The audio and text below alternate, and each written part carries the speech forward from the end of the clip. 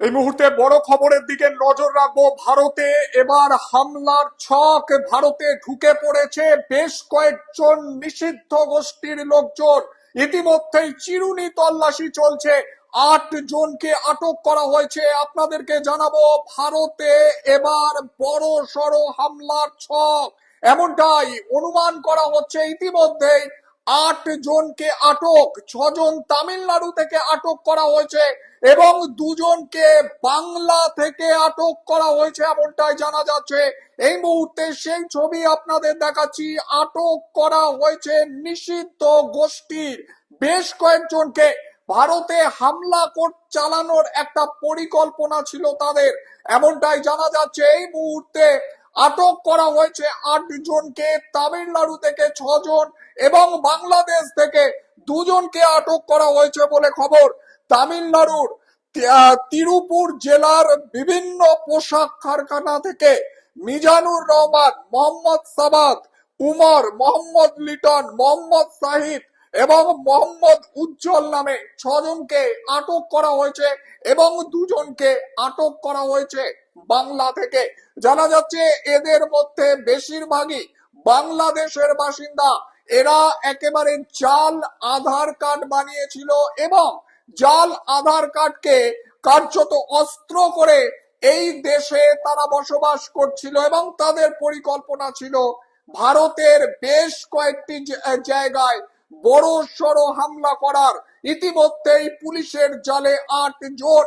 এদের পেছনে আর কে কে আছে তদন্ত শুরু হয়েছে। 8 জনের মধ্যে তামিলনাড়ু থেকে 6 জনকে আটক করা হয়েছে এবং বাংলা থেকে 2 জনকে আটক করা হয়েছে। তদন্ত চলছে, কে বা কারা যুক্ত রয়েছে খতিয়ে দেখছে প্রশাসন। ইতিমধ্যেই বড় সাফল্য বড় সাফল্য এসেছে প্রশাসনের হাতে। ভারতের বিভিন্ন জায়গায় হামলার পরিকল্পনা করা হচ্ছিল এমনটাই প্রাথমিকভাবে জানা যাচ্ছে। তবে 8 জন এই মুহূর্তে পুলিশের জালে। 2 জনকে আটক করা হয়েছে বাংলা থেকে।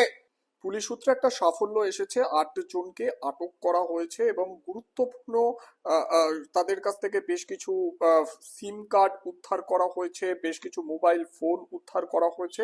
তদন্ত চলছে এবং প্রাথমিকভাবে যেটা মনে করা হচ্ছে, দিল্লির চাঁদনি চক, লালকেল্লা সহ একাধিক জায়গায় এরা বড়সড় হামলার ছক কষছিল। পুলিশের জালে ধরা পড়ায় বেশ কিছুটা স্বস্তি এবং পুলিশ তদন্ত করে দেখছে এর মধ্যে আরো বেশ কয়েকজন যুক্ত থাকতে পারেন এমনটাই মনে করা হচ্ছে। তারা নিষিদ্ধ গোষ্ঠীর প্রত্যেকেই সদস্য, বেশিরভাগ বাংলাদেশের বাসিন্দা এমনটাও কিন্তু জানা যাচ্ছে। তামিলনাড়ুর বেশ কয়েকটি জায়গায় চিরুনি তল্লাশি হয়, এরপর তাদেরকে আটক করা হয়। বাংলা থেকেও 2 জনকে কিন্তু আটক করা হয়েছে এমনটাই জানা যাচ্ছে।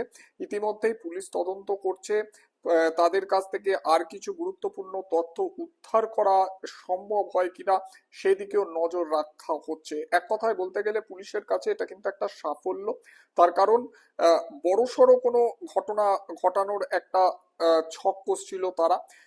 বেশ কয়েকদিন ধরে সোশ্যাল মিডিয়ায় একটা উস্কানিমূলক পোস্ট করতে শুরু করেছিল এবং সেই সমস্ত কিছুর তথ্য এক জায়গায় করে তল্লাশি চালিয়ে এই 8 জনকে পাকড়াও করা সম্ভব হয়েছে। এখন তদন্ত হবে, তদন্তর পর ঠিক কি ছবি উঠে আসে সেদিকে নজর থাকবে আমাদের সকলের। কিন্তু এই মুহূর্তে দেশের যারা তদন্তের দায়িত্বে রয়েছেন তাদের কাছে কিন্তু একটা বড় সাফল্য বলা যেতেই পারে।